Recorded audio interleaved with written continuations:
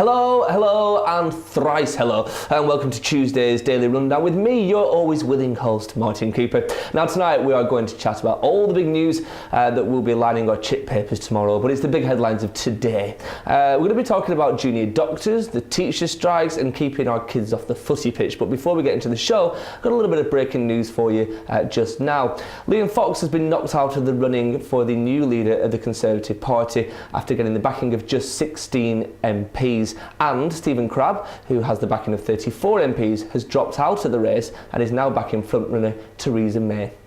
That's enough on the race for the number 10. Now let's introduce our guest for tonight here in the studio with me, starting with the shockingly witty poet and comedian Doughty. Hello. Hello. How are you? I'm good, thank you. How are you? Welcome into That's Manchester. Thank you very much. I'm very well. I just cast your question off then as if it wasn't important. No big deal. It was important, and I am fine. Welcome, and this is our first time together on the sofa. It's our first time together, yes. How exciting! I'm not blending into the set too much. You're not? No, I can see you. Yeah, just like the Cheshire Cat. Okay. If you want to hide us all, it's fine. Just behind there. Carl, who's welcome to the studio, and our second guest tonight is actor, comedian, and professional Mossadian Trevor Dwyer-Lynch. Hello, sir. Hi, mate. How are you? I'm very well. How are you? Good. Looking very James Bondy there. Well, you see, I spend my life in slacks and jog pants and vest tops. It's nice to make an effort once in a while, isn't it? Good. And both of you too. On the shirts as well. Yeah, thanks. Found the iron. Tried our best. Some of us have come without stains on our shirts as well. Well, all right. Now, don't forget, if you do fancy getting involved with the programme tonight, you can do. You can tweet us, of course, at the Daily Rundown. And if you don't fancy getting in touch with the show tonight, well, that's just lovely. Thank you. Now let's go into our first story. If you cast your minds back, if you can, to a time before anybody really knew what the percentage of our annual GDP came from the common market, and our main concern was which rock legend might die next, you might remember a dispute between Health Secretary Jeremy Hunt and our junior doctors. Well, junior doctors who are members of the British Medical Association have today voted to reject a contract agreement with the government. This followed a referendum, buzzword 2016, referendum, involving 37,000 junior doctors and final year medical students. 58% voted against accepting a contract which has already been agreed between the BMA and the government back in May. Now, the Health Secretary Jeremy Hunt has described the result as extremely disappointing, which he would do. But some medics felt that these contractors, well, they represented an improved offer, but others had concerns that the deal would have an impact on their working lives, the patients and the future of NHS care. So it's not all over. Do you think we're going to see more of these kind of strikes now from junior doctors? It's a thing of the past since Brexit, but it seems that they're taking the headlines again. It seems like they hoped it was going to sweep under the rug a little bit with the whole Brexit thing going on, but it's I think now they're picking the perfect time to go, actually, no, we don't want any of this. We want to renegotiate this contract, attack them while they're weak. The Tory government, as it is at the moment, they're on the back foot as it is. So if we keep going for the attack, people can start getting what they want. Before the referendum, everything looked a little rosier, didn't it? Yeah, a little bit. And there was less panic, and we had a prime minister, we had a leader of the opposition. We had a lot of things. We had Nigel Farage. Well. But back then, public support for the junior doctor strikes was encouraging. We were very much, we seem to be, as the public, in great support of it. Do you think some of that might be buckling a little bit now, because actually we're all kind of up a creek and paddleless? Do we think this is something that should be made to wait? No, I think it's stronger. I would agree. I think it's stronger after all that debacle with the NHS propaganda. Yeah. People are going to see exactly what it's about. And I think, the way behind them. I mean, the hours that they work anyway are phenomenal. Do you know what I mean? And, I think it's a bit of a travesty when you've got sportsmen who are earning £300,000 a week, and these guys don't even get £100,000 a year, who are saving lives, trying to get cures for cancer, etc., etc. You know what I mean? But I guess the argument there could be, actually, sports people are pop stars or authors or whatever. It's self-contained money. They're selling a product to people who are willing to buy it. This is government spending. And we've been told that £350 million a year back to the NHS, hooray! And now we've just been told that's not going to happen. We've also been told that's not going to happen, yes. Yeah, so exactly. It seems to be that beforehand, they were sort of put in a corner where they had to accept this sort of thing, and now after they're thinking, actually, we don't have to. And I think public support now, that once again things like this have come out, we've realised actually that 350 million isn't going into the NHS. People are going, actually, hang on, we do need to support these people because they've been lied to, we've been lied to. If everyone's now up the creek a little bit, as you said, like right now, they're more likely to come together and all fight together for this, rather than going, actually, no, this is about me, or this is about me, or this is about me. Yeah, it's a unification, isn't it? Unification between the public and the doctors, without a doubt. I think they absolutely know, where they're at and what they want, and why not? Let's give them that support. Part of this story is that the British Medical Association agreed this contract with the Health Secretary and with the government months ago. Now it's been put on the table in front of the junior doctors and the young medics, and they've had their say on it, and it's been rejected again. No. What do you think the British Medical Association see in this as being the positives that the junior doctors aren't seeing? I think didn't I read somewhere that I think the leader's actually going to resign because he's a bit embarrassed about it. I think he's actually going to be embarrassed of the BMA. Yeah, the BMA. Because obviously, like you said, it was put forward, accepted. Now it's gone back. Do they see this?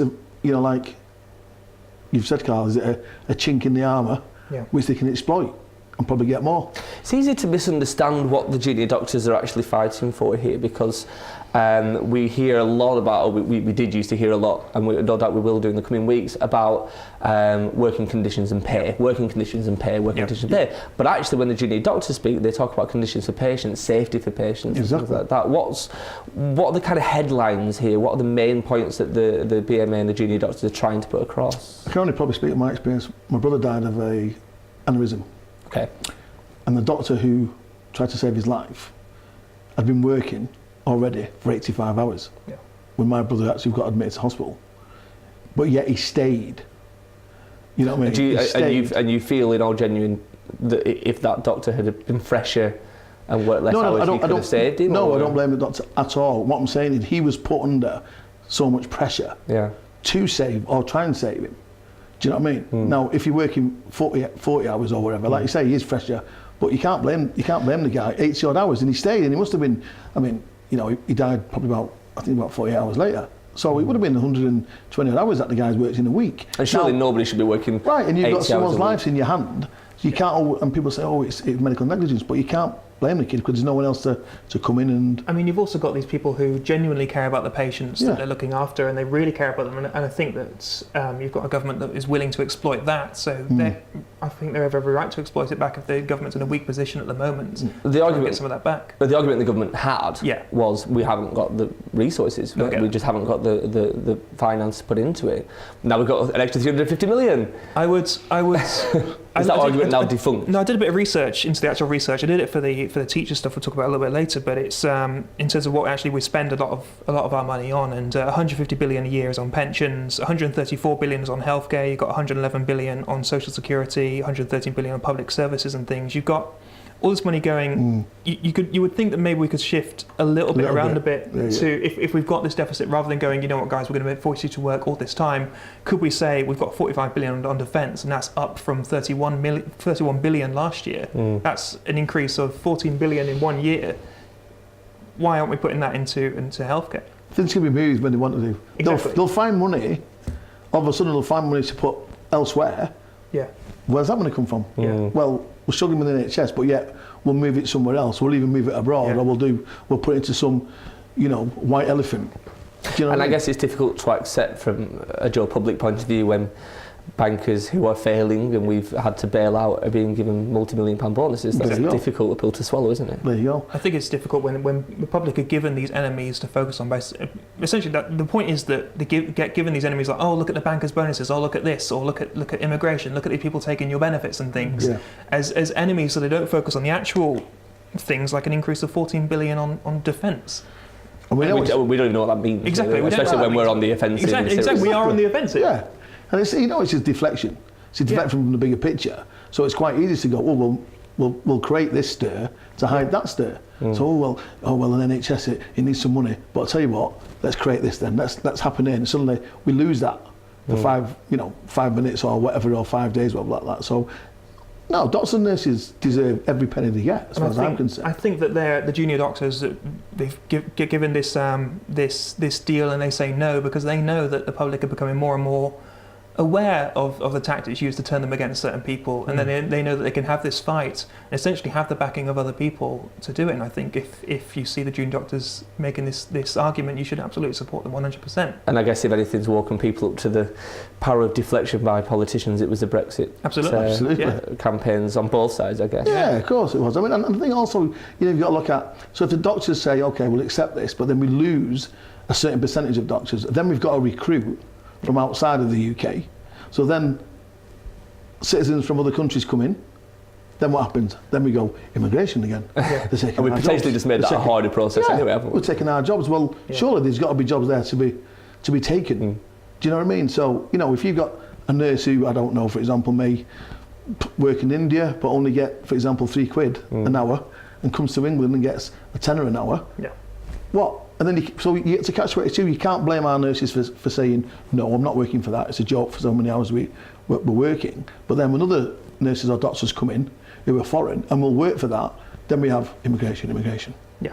And very quickly on this one, we've got 3 people left in the running for, not just for leadership of the Conservative Party, our next Prime Minister. We're going to have another unelected Prime Minister in our democracy. Do you think the NHS is safe in any one of the 3 of their hands? No, I think they're all hypocrites. I don't think. I think it's very difficult to think who the NHS would be safe in the hands of without actually seeing it happen. I think it's a very tricky thing. A lot of people will say, oh, we'll look after the NHS, as we saw with the Brexit debates. Sure. But then you put your trust in them and then, it's actually we won't. So I think it's very difficult to then go, it's safe on these people's hands, or they're safe on these people's hands. It's impossible to tell. We shall keep our eye on the story and we'll see how it develops. Before we go to a break, we just need to give a quick shout out to Cal's wife. Oh no. She's been in touch via Twitter. She's asked us to tell him to start putting his clothes in the wash rather than the back of the wardrobe. This is good. That's the last time I'm going to mention this day on the show, I promise you. It is time for a quick break. Now, the 3 of us are coming back in about 3 minutes' time, so make sure you do stick around, but you've got time to go get yourself a quick cup of tea or something like that. But we'll see you very, very shortly, right back here.